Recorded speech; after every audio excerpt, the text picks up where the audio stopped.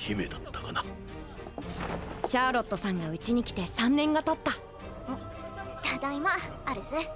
おかえりなさい、シャーロットさん。彗星のごとく現れたシャーロットさんは瞬く間に戦場で最強の魔法兵として恐れられるようになった。そしてついたのがローベントの火炎姫。 So last week, many of us speculated that there was a time jump considering on how voluptuous our girl Charlotte was. And oh my god, the way that this episode opened up, not only did it show us the thigh game of Charlotte, but it showed us the top side game of Charlotte. I was like, god dang, like she's thicker than a snicker. But for real, this episode was pretty good. I'm not happy that we got a 3-year time skip, but at the same time, I understand it. Like, I understand that they're trying to move the story forward, but what kind of peeves me a little bit, or like, how do you say it? Here's my problem. I'm just gonna present you my problem, and you tell me what it means to you.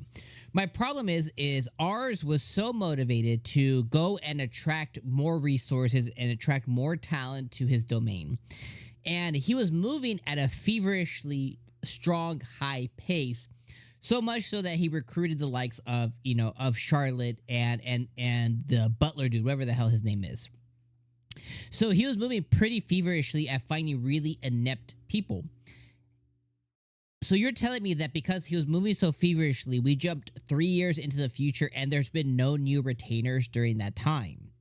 I find that a little hard to believe, or like, what was he doing during those 3 years? Now, we know Charlotte went out there and she made her you know, a name for herself as like the mage of Luvent, or the fireball of Luvent, or whatever it was that she made. Like, she's made a name for herself that like drives fear in people now, and she was able to take over the magic infantry corps, and she's a perfect complement to his dad's army and stuff. Like, so she's been doing stuff, you know, and taking names and all that other stuff. So like, that is obviously something that they did, you know, go ahead and they decided to cover this episode in not great detail, but, you know, enough detail to kind of put the picture together. When it comes to Reitz, you know, the butler dude or whatever his name is, you know, he obviously grew up. He looks more muscular. So, you know, he's gone through some stuff. Ours, though, looks mostly the same. Now, I understand that he moved from like 4 or 5 years old to 8 years old or something like that. You know, so he's still a baby. And it looks like maybe he grew a little bit, but it's very hard to tell. The only one that we can see that really grew was Charlotte. But my main problem with that time skip isn't that we time skipped. It was that there was no new folks added into the fray. So basically, it's kind of telling us that for the last 3 years, outside of the war and stuff, which I know is probably stagnated some stuff, but pretty much his ability to recruit any other individuals kind of like, it just ceased. It's like, well, what was bro doing during those 3 years? And that kind of like took me out of it a little bit. Outside of that, though, the rest of the episode was good. You know, take that, throw that thought away. I like how Charlotte is still very dedicated to ours. And she was like, okay, you're like, I serve you. I'll do whatever you want, baby boy. Like, I love how Charlotte is with ours. I love seeing that. I like how we went to go recruit 2 bowmen, or archers, I guess you could say.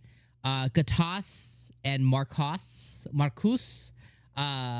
Those 2. And then he also recruited a kid named Russell. And this kid has like strategist level 9,000. Like, bro is like the next like leader of the new world type deal. So he's recruited 3 really good, he's recruited 3 really intelligent / inept / useful people, 2 of which to the army, 1 of which as the strategist, like, you know, being like a mental fortitude type dude. So he has recruited 3 really cool people. And I really did enjoy the little tearjerker between the kids, between the Gatas and Marcos and Russell. I enjoyed seeing them interact with their father and them kind of getting back together. I thought it was a really emotional moment with the dad. I think his dad's name was Greg or something like that. I really did enjoy seeing how he told the story about his mom and that he's kind of failed Russell as a parent, and real emotional stuff. And then when Russell left the house, you know, I really enjoyed that quite a bit. I thought that was a really good emotional moments for the show. But outside of that, nothing else really happened. At the end of the episode, they showed us a preview for next episode, and the preview looks like it might introduce, I don't even know, like it might introduce a, let me see if we can pull it up here for everybody. It looks like it might introduce maybe like a fiance is my guess. That's me. Let's switch it. I think it introduced like a fiance or something like that. Maybe that he ends up having. This is a screen. So let's look at the thing here. But it looks like it introduced this girl here. And it looks like she might end up being. Also, look how ours just gets enveloped.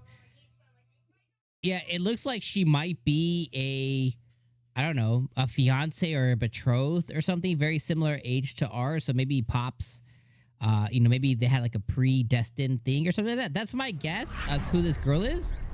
Either that, or she is also somebody that he has seen somewhere with his eye and he's trying to recruit her. But the feeling I get based on his reactions is that she might be like, you know, a betrothed or a fiance, or you know how they have like those predestined marriages that he's just learning about, or maybe he knew about already and she's coming into play. I don't know. That's my guess. We'll see how next week shakes out. But anyways, let me know your guys' thoughts in the comments down below. I'll see you guys next week. Peace out, my friends.